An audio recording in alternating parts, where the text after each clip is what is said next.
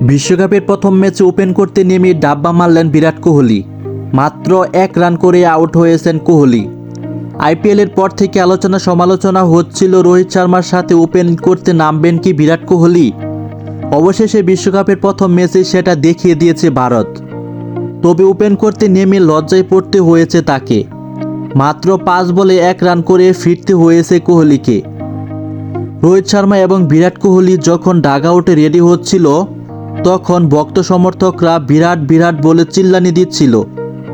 যে মোমেন্টামটা ভারতীয় ক্রিকেটের জন্য ছিল দুর্দান্ত। তবে শুরুটা ভালো হলো না কোহলির। ওপেন করতে নামলেও ওপেনিংয়ের মোমেন্টামটা ধরে রাখতে পারল না। এরপর ঋষভ পান্টকে সঙ্গে নিয়ে রোহিত শর্মা একাই ম্যাচ জিতিয়েছেন। আয়ারল্যান্ড প্রথমে ব্যাট করতে নেমে ভারতীয় বোলারদের সামনে দাঁড়াতেই পারল না। একেবারে অসহায় আত্মসমর্পণ করেছে আয়ারল্যান্ড। মাত্র 96 রানে অল আউট হয় তারা।